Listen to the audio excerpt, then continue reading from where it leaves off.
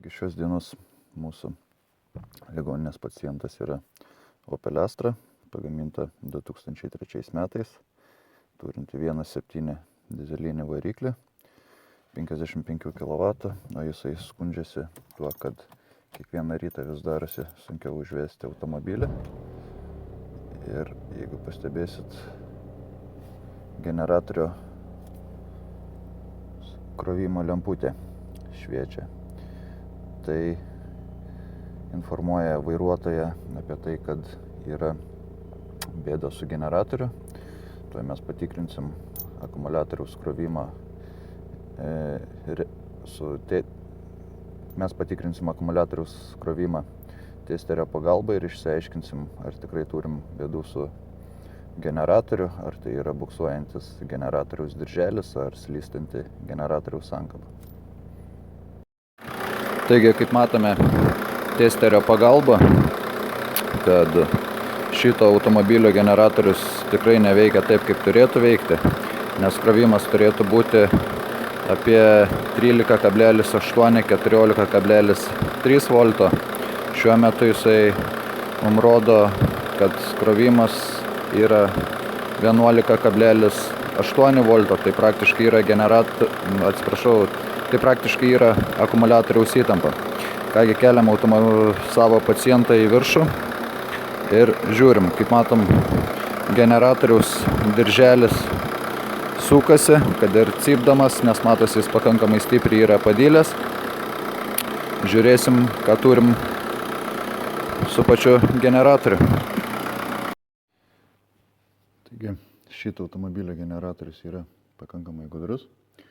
Jis ant savęs turi dar ir vakuuminę pompą,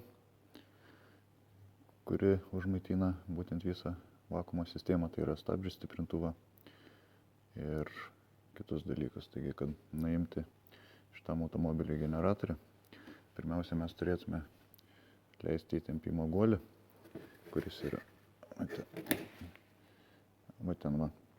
nusimti generatoriaus dirželį, tada atsukti va šitą apatinį varžtą, viršutinį varžtą, atsijungti vakuuminės pompos visas žarnas ir atjungti pagrindinį pliusą.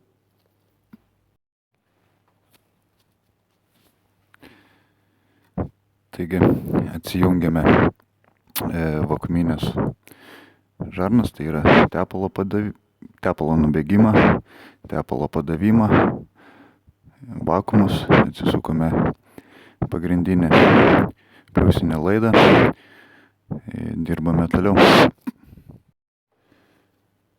Taigi, tam, kad atlaisvinti įtempimo guolį, mums reikės 15 raktą ir jį reikia sukti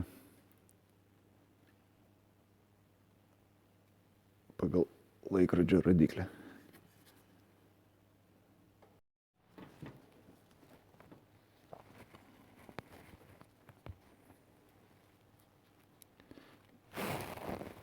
Taigi, nuėmėm generatorių dirželį. Jisai nėra pirmos jaunystės.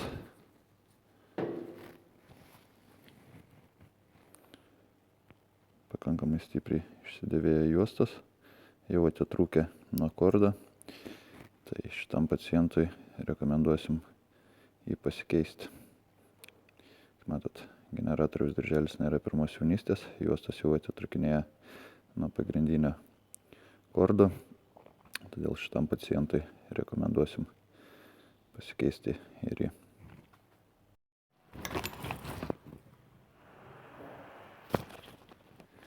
Taigi taip, generatorių nuėmėm.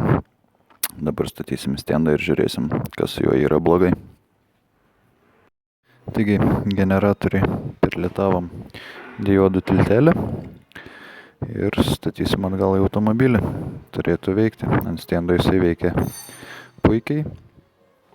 Taigi, žiūrėsime, kaip jisai elgsiasi automobilyje. Taigi, generatorius stovi jau vietoje.